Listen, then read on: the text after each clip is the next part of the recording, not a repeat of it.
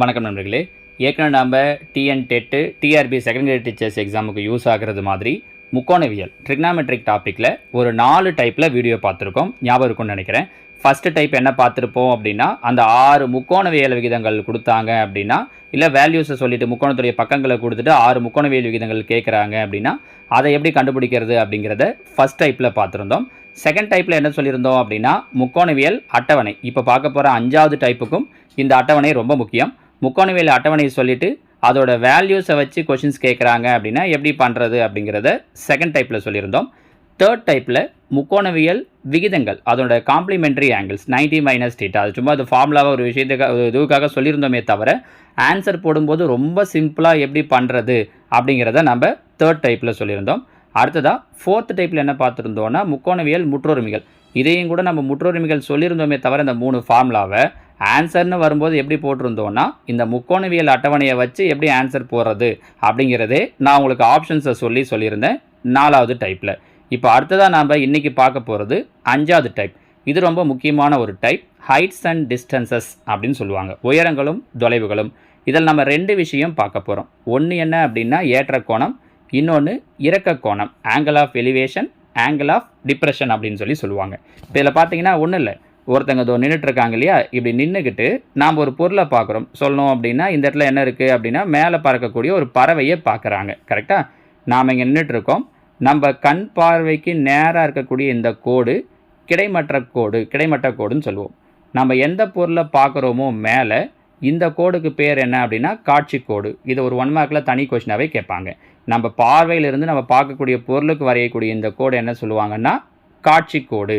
இந்த கிடைமட்ட கோடுக்கும் காட்சி கோடுக்கும் இடையில் இருக்கக்கூடிய கோணத்தை என்ன சொல்லுவாங்கன்னா ஏற்ற கோணம் அப்படின்னு சொல்லுவாங்க. ஜஸ்ட் இதை தெரிஞ்சு மட்டும் வச்சுக்கோங்க.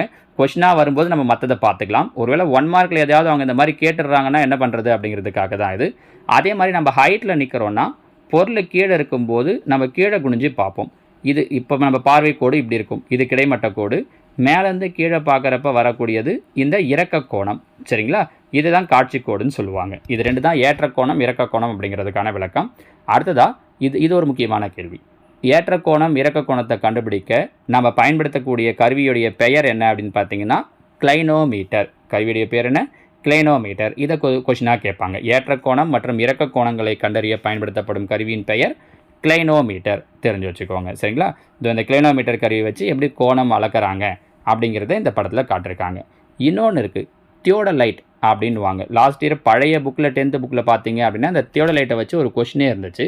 தியோடலைட் அப்படிங்கிறது ஒரு பொருளை உற்று நோக்குவோருடைய கிடைநிலை பார்வை கோடு. இப்போ சொன்னோம் இல்லையா, அது கிடைநிலை பார்வை கோட்டிற்கும் இடைப்பட்ட கோணத்தை அளவிட பயன்படுகிறது. இங்கே பாருங்கள், இது 2த்துக்கு வித்தியாசம் தெரிஞ்சுக்கோங்க. கிளைனோமீட்டருங்கிறது ஏற்ற கோணம் இறக்க கோணத்தை அளவிட பயன்படக்கூடிய கருவி. யூசஸ் என்னவோ பெருசாக ஒரே மாதிரி தான் இருந்தாலும் அந்த வார்த்தையை எக்ஸாக்டாக அவங்க எப்படி சொல்லி கேட்குறாங்களோ அதுக்கேற்ற மாதிரி. இது பார்வை கோட்டிற்கு இடைப்பட்ட கோணத்தை, கிடைநிலை பார்வை கோட்டிற்கும் இடைப்பட்ட கோணத்தை அளவிட பயன்படுது. ஒரே மீனிங் தான். அந்த வார்த்தையை அவங்க எப்படி சொல்லி கேட்குறாங்களோ அதுக்கு ஏற்ற மாதிரி நீங்கள் ஆன்சர் பண்ணணும். தியோடலைட்டில் 2 சக்கரம் ஒன்றுக்கொன்று செங்குத்தா தொலைநோக்கியோட பொறுத்திருப்பாங்க. இந்த சக்கரத்தை கொண்டு தான் கிடைமட்ட கோணம் நேர்குத்து கோணங்களை அளப்பாங்க.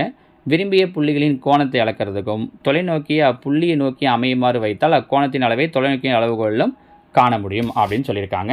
ஸோ 2 கருவி, ஒன்று தியோடலைட், இன்னொன்று என்ன சொல்லியிருந்தோம் அப்படின்னா கிளைனோமீட்டர். இந்த 2 கருவி ஞாபகம் வச்சுக்கோங்க. இப்போ நம்ம கொஷின்ஸுக்கு வருவோம். இந்த டைப்பில் கொஷின் கேட்குறாங்க அப்படின்னா இது வரைக்கும் நம்ம அப்ளிகேஷன் சம் மாதிரி, அதாவது இந்த வேர்ட் ப்ராப்ளம் மாதிரி பார்த்துருக்க மாட்டோம். எல்லாமே நம்பர்ஸாக பார்த்துருப்போம், இல்லை சைன் காஸ் அப்படிங்கிற மாதிரி பார்த்துருப்போம். இந்த டைப்பில் தான் நம்ம என்ன பார்க்க போகிறோம்னா வேர்ட் ப்ராப்ளமாக பார்க்க போகிறோம். இதில் ஃபஸ்ட்டு கொஷின் பாருங்கள். ஒரு 5 கொஷின் மட்டும் கொடுத்துருக்கேன். இது புரிஞ்சிச்சுனால இந்த மாடலில் அவங்க கேட்குறதுக்கு ரொம்ப சிம்பிளாக இப்படி தான் கேட்பாங்க. இதில் பாருங்கள், ஒரு கோபுரம் தரைக்கு செங்குத்தாக உள்ளது.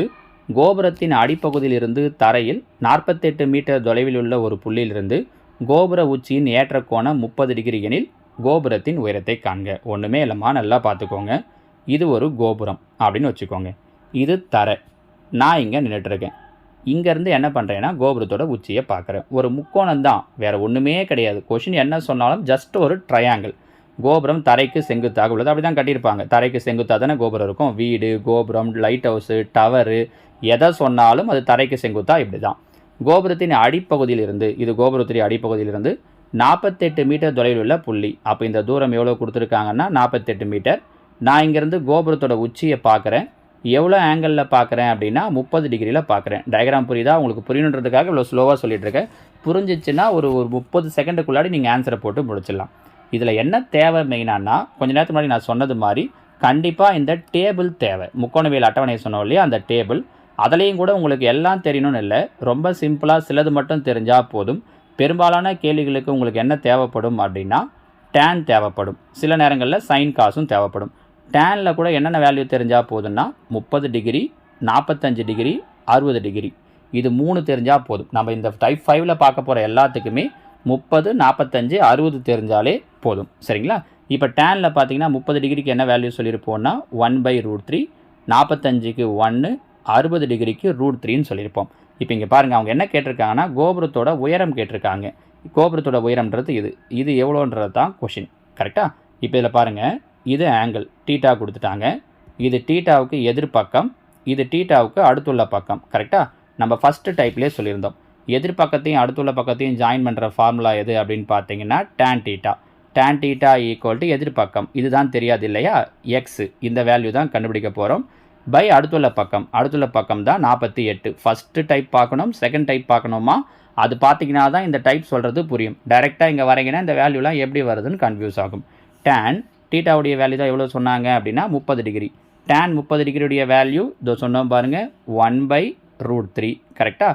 அவங்க கேட்குறது எக்ஸோட வேல்யூ. அப்போ பக்கத்தில் இருக்கிற 48 இங்கே வந்தால் பெருக்கல். ஸோ 48/√3 அப்படிங்கிறது தான் ஆன்சர்.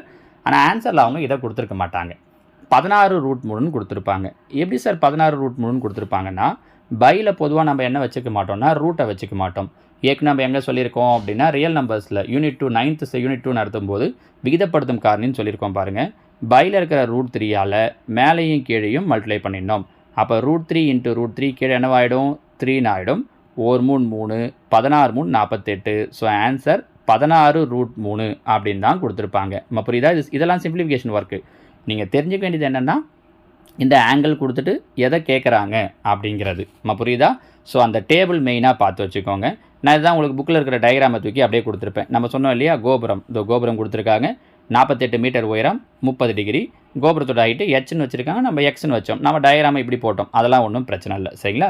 அதே தான் அவங்க டயக்ராமாக கோபுரத்தோட படம் போட்டே கொடுத்துருக்காங்க. ரெண்டாவது கேள்வி பாருங்கள். தரையிலிருந்து ஒரு பட்டம் 75 மீட்டர் உயரத்தில் பறக்கிறது.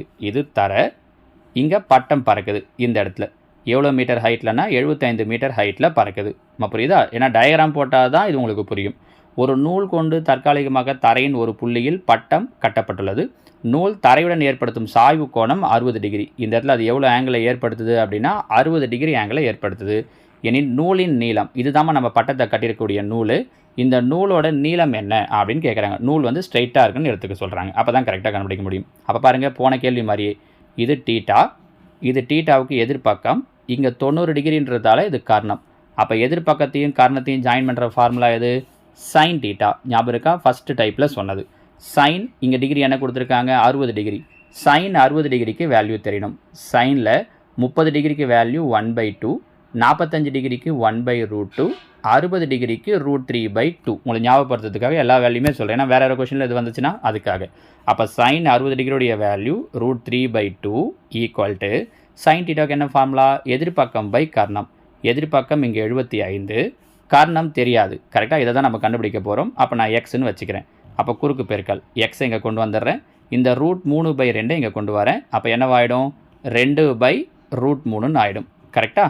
இப்போ பாருங்கள், இந்த 75 ரெண்டையும் பெருக்குனா 150. அப்போ 150/√3. போன கேள்விக்கு சொன்ன மாதிரி தான் ஆன்சரில் 150/√3ன்னு கொடுத்துருக்க மாட்டாங்க.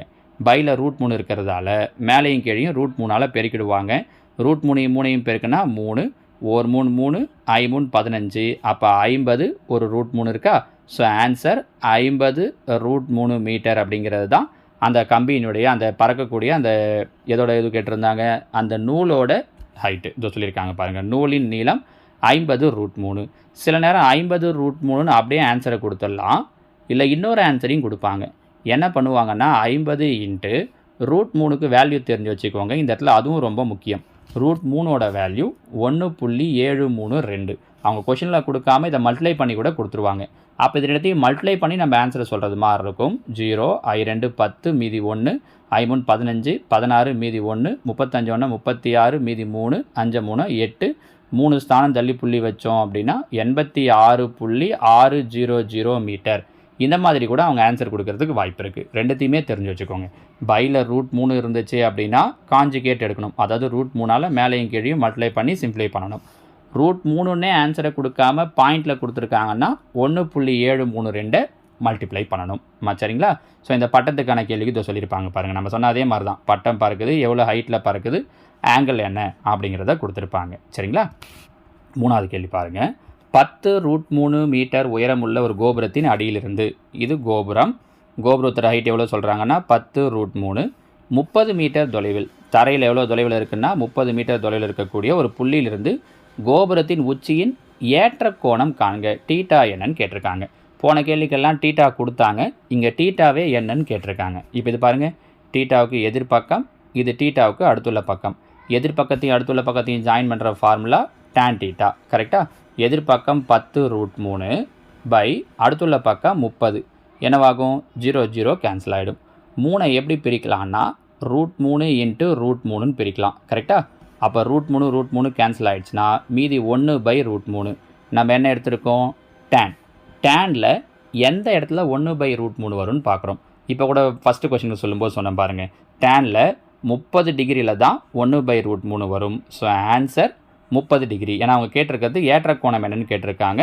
ஸோ ஆன்சர் 30 டிகிரி அப்படிங்கிறது தான். நம்ம புரிஞ்சுக்க முடியுதாம்மா உங்களுக்கு? சரிங்களா? சிம்பிளான விஷயந்தான். செகண்ட் கிரேட் டீச்சர்ஸ் எக்ஸாமுக்கு கேட்குறதுக்கு வாய்ப்பு இருக்குது. டெட்டுக்கும் டிஆர்பி செகண்ட் கிரேட் டீச்சர்ஸ் எக்ஸாமுக்கும் இந்த மாடல் டெட்டில் இது அவங்க இது இந்த 5th டைப்லேருந்து கொஷின்ஸ் எதுவும் கேட்கல. ஆனால் செகண்ட் கிரேட் டீச்சர்ஸ் எக்ஸாம்னு வரும்போது 10th வரைக்கும் இருக்கிற எல்லாத்தையும் சொல்லியிருக்கிறதால நமக்கு இதுதான் ஃபஸ்ட் டைம். கண்டிப்பாக கேட்குறதுக்கான வாய்ப்புகள் நிறைய இருக்குன்னு எதிர்பார்க்குறோம். ஏன்னா அவங்க நடத்தின பிடி எக்ஸாமை வச்சு பார்க்குறப்ப இந்த மாதிரியான கொஷின்ஸ்லாம் நிச்சயமாக அவங்க கேட்பாங்க அப்படிங்கிறது தான் நம்மளோட நம்பிக்கை. அதனால் கண்டிப்பாக பார்த்துட்டு போங்க. 4வது கேள்வி. 50√3 மீட்டர் உயரமுள்ள ஒரு பாறையின் உச்சியிலிருந்து, ஒரு பாறை ஹைட் எவ்வளோ சொல்லியிருக்காங்கன்னா 50√3 மீட்டர் 30 டிகிரி இறக்க கோணத்தில், இங்கேருந்து எவ்வளோ டிகிரி இறக்க கோணத்தில் பார்க்குறாங்கன்னா 30 டிகிரி. நீங்கள் நல்லா தெரிஞ்சு வச்சுக்கோங்க. அவங்க இறக்க கோணம் சொன்னால் கூட அதை நம்ம என்னவா மாற்றிக்கலாம் அப்படின்னா ஏற்ற கோணமாக மாற்றிக்கலாம். இங்கேருந்து கீழே 30 டிகிரி இறக்க கோணத்தில் பார்க்குறோன்னா கீழே இருந்து மேலே எத்தனை டிகிரி ஏற்ற கோணத்தில் பார்ப்போம்னா அதே 30 டிகிரி தான். ஏன்னா இந்த இடத்துல 30 டிகிரின்னு போடக்கூடாது. பார்வை கோடு இங்கே இருக்குன்றதால இங்கே தான் 30 டிகிரி போடணும். நீங்கள் அதில் கொஞ்சம் கன்ஃபியூஸ் ஆவீங்கன்றதால இறக்க கோணம் கொடுத்தா கூட அது என்னவா போட்டுக்கோங்கன்னா ஆப்போசிட்டில் ஏற்ற கோணமாக போட்டுக்கோங்க. இங்கேருந்து பார்க்குற இறக்க கோணமும் இங்கே இருக்கிற ஏற்ற கோணமும் சமமாக இருக்கும். இப்படி இருந்து தரையில் இருந்த மகிழுந்து ஒன்று பார்க்கப்படுகிறது. அப்போ இந்த இடத்துல ஒரு கார் போயிட்டுருக்கு. அவங்க என்ன கேட்குறாங்கன்னா மகிழுந்துக்கும் பாறைக்கும் இடையே உள்ள தொலைவு, இது மகிழுந்து, இது பாறை, இது ரெண்டுத்துக்கும் நடுவில் இருக்கக்கூடிய டிஸ்டன்ஸ் எவ்வளோன்னு கேட்குறாங்க. பாருங்கள், இது டீட்டா, இது எதிர்பக்கம், இது அடுத்துள்ள பக்கம். போன கேள்வி மாதிரி எதிர்பக்கத்தையும் அடுத்துள்ள பக்கத்தையும் ஜாயின் பண்ணுற ஃபார்முலா tan டீட்டா. அப்போ எதிர்பக்கம் பார்த்தீங்கன்னா 50√3, அடுத்துள்ள பக்கம் தெரியாது, அதுதான் எக்ஸ்ன்னு வச்சுருக்கோம். tan 30 டிகிரி இப்போ தான் பார்த்தோம். tan 30 டிகிரிக்கு வேல்யூ 1/√3. இந்த எக்ஸை இங்கே கொண்டு வரோம், இந்த வகுத்தில் இருக்கிற √3 இங்கே கொண்டு வரோம், பெருக்கல் √3 ஆகிடும். ஏற்கனவே இங்கே ஒரு √3 இருக்குது. அப்போ √3 × √3 என்னவாயிடும்? 3 ஆகிடும். அப்போ 50 × 3, 50 3ஐயும் பெருக்கணுன்னா 150. ஸோ ரெண்டுத்துக்கு இடையில் இருக்கக்கூடிய தொலைவு எவ்வளோ மீட்டர் அப்படின்னு பார்த்தீங்கன்னா 150 மீட்டர். புரியுதா? 5வது கேள்வி பாருங்கள். ஒரு கோபுரத்தின் உயரத்திற்கும் அதன் நிழலின் நீளத்திற்கும் உள்ள விகிதம் √3:1.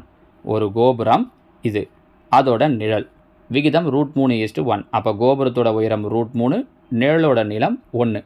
இப்படி இருந்துச்சுன்னா சூரியனை காணும் ஏற்ற கோண அளவானது, ஏற்ற கோணம்னா இந்த கோண அளவு, இங்கேருந்து பார்க்குற கோண அளவு, இது எவ்வளோன்னு கேட்குறாங்க. சரிங்களா? இது டீட்டாவுக்கு எதிர்பக்கம், இது அடுத்துள்ள பக்கம். எதிர்பக்கத்தையும் அடுத்துள்ள பக்கத்தையும் ஜாயின் பண்ணுற ஃபார்முலா tan டீட்டா. எதிர்பக்கம் √3, அடுத்துள்ள பக்கம் 1. அப்போ √3/1னா √3. டேனில் எங்கே √3 வரும்னு பார்க்குறோம். டேனில் எங்கே √3 வரும்னா 60 டிகிரி. சரிங்களா? அந்த டேபிள் முக்கியமாக இந்த ஏற்ற கோணம் இறக்க கோணத்தை பொறுத்த வரைக்கும் டேபிள் முழுசாக தெரியணும்னு கூட கிடையாது. சைன், காஸ், டேன் இது மூணுத்துலேயும் 30 டிகிரி, 45 டிகிரி, 60 டிகிரி தெரிஞ்சால் போதும்.